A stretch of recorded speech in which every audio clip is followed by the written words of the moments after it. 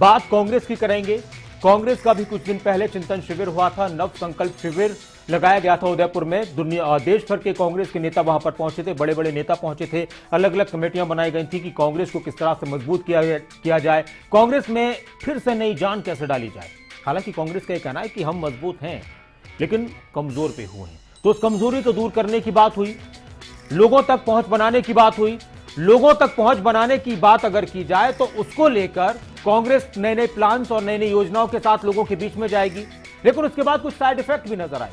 जिस दिन चिंतन शिविर चल रहा था, मंथन हो रहा था, उसी दिन सुनील जाखड़ ने ऐलान कर दिया कि मैं कांग्रेस छोड़ रहा हूं। हार्दिक पटेल नाराज आ रहे थे चिंतन शिविर के बाद, उन्होंने कांग्रेस छोड़ने का ऐलान कर दिया।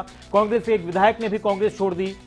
हरियाणा में भी उसको लेकर माहौल गर्माने लगा। कुलदीप बिश्नोई नाराज हैं, तो उनको लेकर भी कयास लगाए जा रहे हैं कि शायद वो भी कांग्रेस को अलविदा कह दें। तो अब बात यह निकलकर सामने आई कि हरियाणा कांग्रेस ने अपने आप को और मजबूत करने के लिए चिंतन शिविर लगाने की बात कही है चंडीगढ़ में कि हम फिर से चिंतन करेंगे, उस पर बात करेंगे।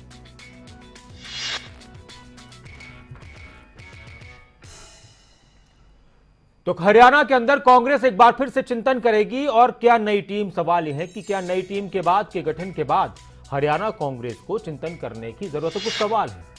कुछ सवाल है कि क्या नई टीम के गठन के बाद हरियाणा कांग्रेस को भी गहन चिंतन मंथन करने की जरूरत है।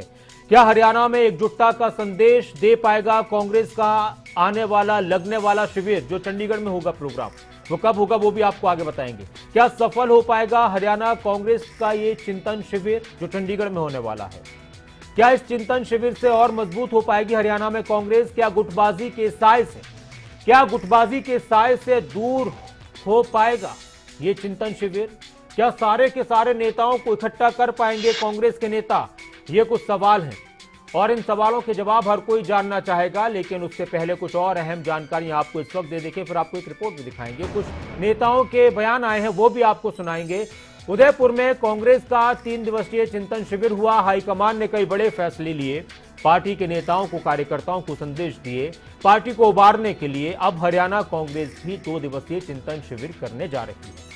31 मई और 1 जून को यह चिंतन शिविर चंडीगढ़ में होगा। कांग्रेस का 31 मई और 1 जून को चिंतन शिविर चंडीगढ़ में होगा। हरियाणा की राजधानी चंडीगढ़, पंजाब की राजधानी भी चंडीगढ़ है और जिसमें हरियाणा कांग्रेस के तमाम कार्यकर्ता मौजूद रहेंगे। हरियाणा में एकजुटता और आगामी चुनाव के लिए रणनीति बनाई जाएगी। तो आगामी चुनाव के लिए रणनीति बनेगी, लेकिन उससे पहले बात यह है, अहम बात यह है कि ये जो चिंतन शिविर कांग्रेस हरियाणा चंडीगढ़ में करने जा रही है, इससे क्या कांग्रेस को मजबूती मिल पाएगी। क्या इससे कांग्रेस को मजबूती मिल पाएगी और इससे साफ हो जाएगा कि कितने जो बड़े नेता जो कांग्रेस के हैं, हरियाणा के बड़े नेता, वो इसमें आएंगे या नहीं आएंगे। 2 दिन का है, एक दिन अगर नहीं आए हो सकता है किसी और वजह से नहीं आए, कोई और परेशानी थी, कोई ज़रूरी काम आ चुका था। हालांकि जब पार्टी की बात हो तो सारे ज़रूरी काम वही होते हैं, लेकिन हो सकता है कि एक दिन कोई नेता ये कहकर बच जाए कि भाई मुझे कोई ज़रूरी काम था इसलिए मैं नहीं आ पाया, दूसरे दिन आने का इंतज़ार किया जाएगा। तो क्या कांग्रेस के नए प्रदेश अध्यक्ष, कांग्रेस के नए जो जिम्मेदार लोग हैं, वो सभी को एक जगह लेकर आ पाएंगे। हरियाणा कांग्रेस प्रभारी विवेक बंसल ने प्रदेश अध्यक्ष और कार्यकारी अध्यक्षों के साथ मीटिंग की थी इस मामले को लेकर, जिसमें इस चिंतन शिविर का फैसला हुआ और विवेक बंसल से हमारे संवाददाता ने खास बातचीत की। उन्होंने क्या कुछ कहा वो सुनते।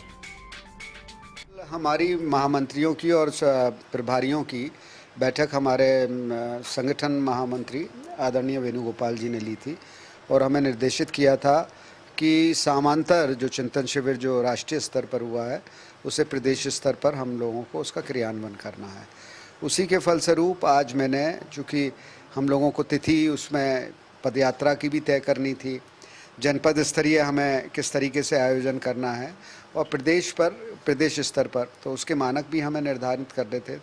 तो उस परिप्रेक्ष्य में हमने अध्यक्ष प्रदेश कांग्रेस कमेटी आदरणीय उदय भान जी और सम्मानित हमारे जो कार्यवाहक अध्यक्ष हैं चारों, उनको आमंत्रित किया था और विस्तृत चर्चा हुई और आगामी जो भी रणनीति है इससे भी हटकर कि किस तरीके से पार्टी को और प्रभावी बनाया जाए, क्या कार्यक्रम लिए जाएं और जो निकाय चुनाव है उसके परिप्रेक्ष्य में भी बात हुई।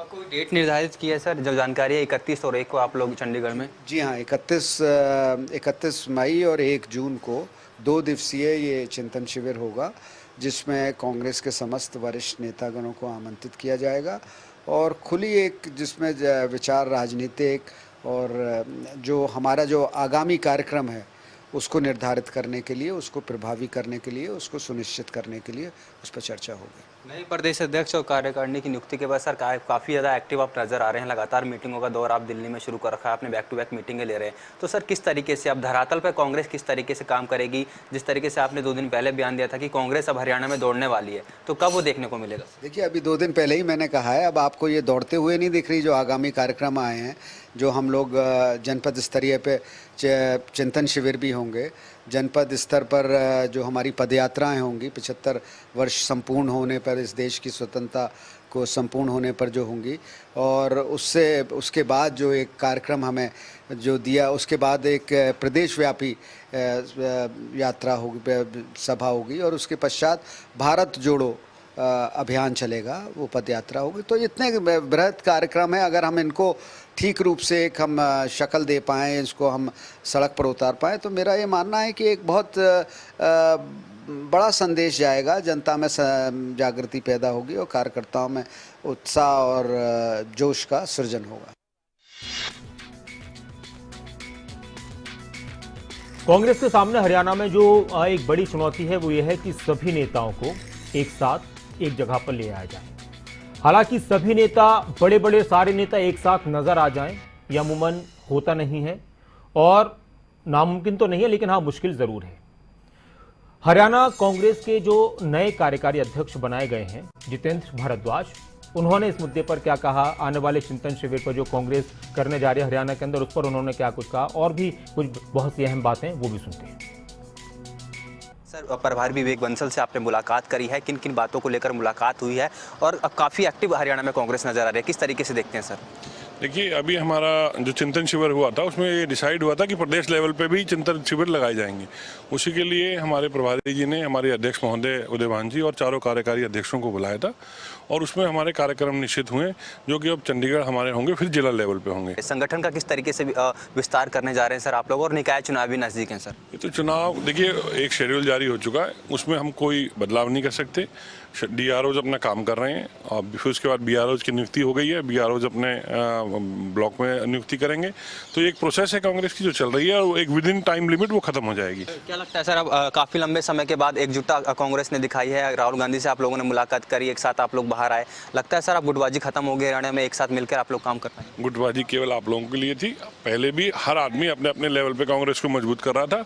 आज आपको जो एकजुटता दिख रही है, क्योंकि हमारी नियुक्ति हुई है, हम सब लोग मिलकर काम कर रहे हैं। सर, कुलदीप नाराज चल रहे हैं, लगता है जल्दी मना लिया जाएगा उनको, क्योंकि कल उन्होंने मुख्यमंत्री मनोहर लाल से मुलाकात करी है, किस तरीके से देखते हैं? देखिए, वो बड़े नेता है, मैं उनके बारे में कोई कमेंट्स नहीं कर सकता। हाईकमान की उनसे बातचीत चल रही है, हमारे प्रभारी जी बोल चुके हैं, और जो भी होगा हाईकमान अच्छा ही निर्णय लेगी। कोई भी पार्टी हो, कोई भी संगठन हो, अपने अंदर अगर कुछ कमियां होती हैं, कमजोरी होती है, तो उनको दूर करने के लिए चिंतन मंथन करते हैं, और वो सभी को करना चाहिए। और कांग्रेस भी इस कोशिश में जुटी हुई है कि जो उनका एक वक्त था, जो प्रभाव था, वो दोबारा से दुनिया के और देश के लोगों के सामने आए, देश में आए। लेकिन कांग्रेस ने जो एक बहुत दिलचस्प, मैं आपको जानकारी हम देने जा रहे हैं खबर पर पकड़ के इस खास कार्यक्रम में, कांग्रेस ने अब तक 5 बार चिंतन शिविर किए बड़े पैमाने पर, जिनमें से ज्यादातर के परिणाम अच्छे नहीं आए। पहला शिविर 1974 में यूपी के बुलंदशहर में हुआ, जिसके बाद 1977 के चुनाव में कांग्रेस की बुरी तरह हार हुई। दूसरा चिंतन शिविर 1996 में पंचमढ़ी मध्य प्रदेश में हुआ, जिसकी थीम एकला चलो नीति थी, और 1996-97 में कांग्रेस को हार का सामना करना पड़ा। तीसरा चिंतन शिविर 2003 में हिमाचल प्रदेश के शिमला में हुआ, जिसका नतीजा यह रहा कि कांग्रेस 2004 से 2014 तक सत्ता में रही। चौथा चिंतन शिविर 2013 में राजस्थान के जयपुर में हुआ, जिसके बाद कांग्रेस की 2014 के इलेक्शन में हार हुई। और 5वां चिंतन शिविर अभी राजस्थान के उदयपुर में हुआ है। यह आने वाला वक्त बताएगा कि इस चिंतन शिविर में जिन जिन चिंताओं का निवारण करने की कोशिश करने की बात आई है, मंथन हुआ, गहन चिंतन हुआ, उससे कांग्रेस कितना फायदा उठा पाएगी।